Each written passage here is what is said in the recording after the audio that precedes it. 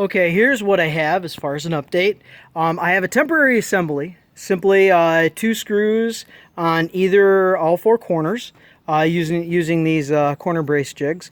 Unfortunately, I don't have a lot of clamps, never have. When I need clamps, I typically am borrowing them. Just one of those things that I don't need enough of often to where I can't make it work. But so today I'm really experiencing the issue of not having enough clamps. So that'll be reconciled sometime later. So 2 screws in all the corners. For the central pieces, central spreaders, I simply just put these long clamps in just to hold it, check everything out. What I'm looking for is this box the same size or smaller than the tabletop, or the bottom surface itself, and really also the tabletop, but I won't be able to install that. So on this end, I'm good to go. Everything seems to flush up. I am just a touch long on my bottom surface, which that's fine. That can be sanded. That's much easier to sand than any of the, if I had to sand a whole vertical face here in order to, or at least, from the midpoint up in order to make a flush mating. So with that, what I think I'm going to do is, even maybe here, but with the 3 spreaders, I think I'm going to actually, when I disassemble this, I'm going to just shave a little bit of a whisker off of each one of those 3. And I'm okay with the frame being a little bit smaller because it's much easier to sand an edge and get that edge down to flush up than it is to try and sand everything else. Or then you have one thing proud of another. After all the time spent on this, I would prefer to have it look like a box, not almost a box. So that's the plan.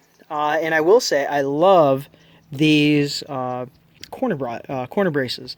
I took the design, found the original. I think Ron had a take on it, Ron Paulk. And then I was preparing these. I had, I think, an L actually cut in here. I was routing out an L. And then a neighbor wandered by and said, hey, why don't you actually just complete the triangle and give yourself a little bit more space for actually maybe a larger headed clamp in here? And I thought, hey, why not? That doesn't hurt anything. So I went ahead and just eased that out. And then actually I had one of these is a template, and the others are, I made 7 more, so I have 8 total. And I have been very happy with them. This is, I think, only the second time I have used them, and I have all 8 going at this point. So I have a top and a bottom on either corner. And then I was able to, just in my temporary install, just install 2 screws, countersunk, of course. So that's what I'm going to do, just to make sure that this actually all matches up. But I am very happy with it. I like the depth of this table. I'm really going to appreciate how much space is in there actually to set a tool down. I'm pretty sure a circular saw, even my cordless, won't fit in there. But other than that, most of the tools actually are relatively flat. So I am excited about not cluttering up the table surface with actually, with tools and with everything else. So anyway, here we are. Really pleased with that. One little happy accident there, as I pre-drilled everything, and then I was picking everything up, and I have my sacrificial strips, and I took my sacrificial strips off and I set them over on that sawhorse right there, one of my just plastic sawhorses. I realized, hey, wait a minute, I have material holders here. So I was able to actually use the bench. So man, little things, but I get so excited with these little things after dealing with what I typically deal with all the time. So it kind of neat, it's like a new toy. You got to go out, got to play with it. And so, wow, I'm having a good time with this.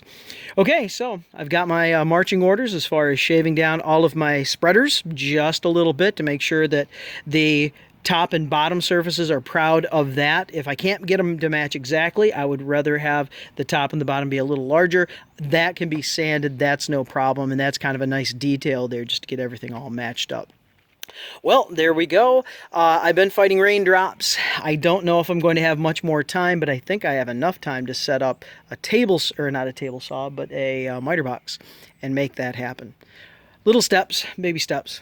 Thanks for tuning in, and I'll see you after, I'm hoping that after this thing is assembled and maybe I'm securing it to the bottom.